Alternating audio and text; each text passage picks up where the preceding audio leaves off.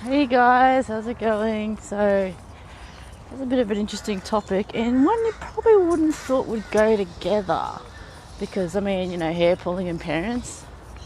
Well, the thing is, someone had posted a question about, letting their subs' parents know about hair pulling and what they do and all that sort of stuff. And generally, it's hard because most people don't understand the consent involved and that it is okay and it's not abuse. Don't get me wrong, there are abusive relationships in kink and BDSM, but yeah, and it can be hard to differentiate. But if there's continual consent and the person is well aware that they can walk away at any time, then there's not a problem there.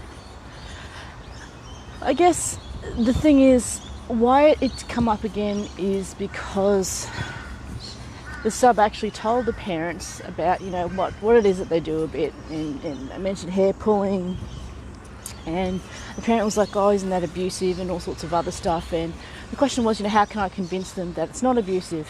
Hair pulling is not abusive. I said, well, realistically you can't, because they're parents, they're going to be concerned for their child.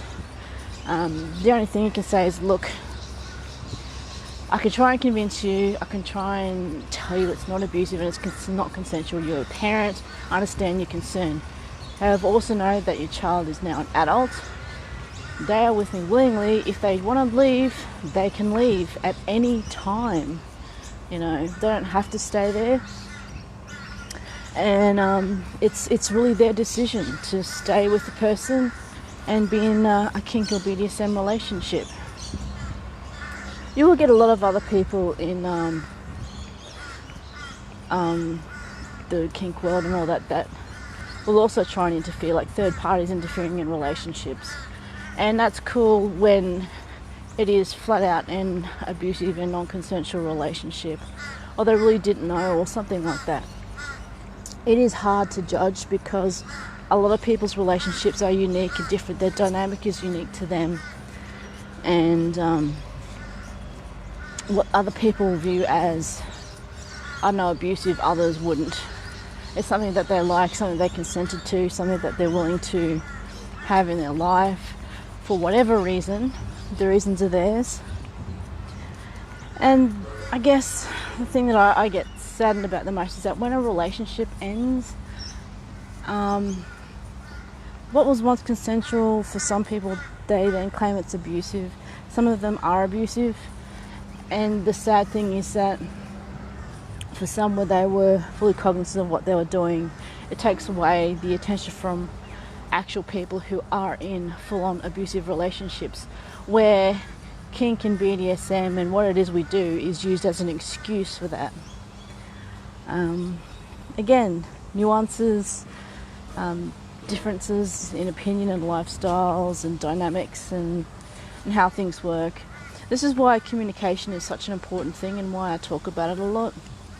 Not just communication with your partner, but with yourself. Like knowing what you want, how you're changing, how things are evolving, the balance, particularly having people outside of your own relationships, having something outside of, that little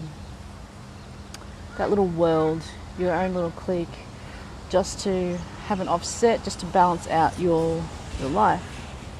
Now, even if I were to not worry about money and be able to live kink 24/7, I probably, actually most likely wouldn't. I would have something outside of my life and relationship that would interest me, that I could take part in, that would probably have nothing to do with kink, because if you're so insulated, you get into a certain mode of thinking, your mind closes off, you're not open to anything, as much as some people believe that they are open to things, given that, access to information and the internet and all that sort of stuff. It's kind of ironic that information is so readily accessible, and yet the level of ignorance, I would say, is increased. I guess that's the thing. So, have you ever been in a situation where someone thought, or talked to you about, what you did was, or what you were experiencing or agreed to was abusive or not? Have you been in an abusive kink relationship?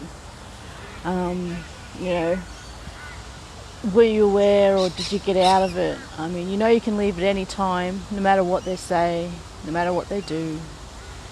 You still have that part of you that's inside. I mean, I look at movies like V for Vendetta and The Shawshank Redemption. There's always something in there that's yours and yours alone. You know, as much as you can give or offer that to somebody, however way you want to phrase it, there is something that is yours uniquely, that makes you a living, breathing, interesting person. Otherwise, you know, you'd just be a cookie cutter person just like everybody else, nothing unique about you. So, how can you convince somebody that it's not abusive? You can't. Just got to let them know that your partner, dominant or submissive, can walk away at any time. Dominants can have these too. They can have abusive subs. What do you mean? I'll let you figure that one out. You know, like they feel like they have to be responsible for them. They have to take care of them all the time. They just cannot leave because they're afraid that they're going to do something tragic or something bad or something that will hurt them. And I still care about them, but let me put it this way. You're entrapping your dom, and that's just not cool. That's not consensual. If they really want to leave, or they feel obligated to be there, you know. For me, the best thing about a relationship is the fact that if you wanted to at any time, you could leave, and you're still a whole person. It might be hard to have somebody out of your life that you care about, but you're still a whole person. You exist and can do things on your own. I guess that makes the relationship much more special with the fact that you don't have to be there, you choose to be there. Anyway, that's it for Friday. Bushfires are still going. My thoughts are with them. It's been quite a few months. Not unusual for bushfire season. I'm hoping that the actual storm fronts will keep coming and they'll change and have little microclimates and help put out the fires. Okay? Catch you guys later. Bye.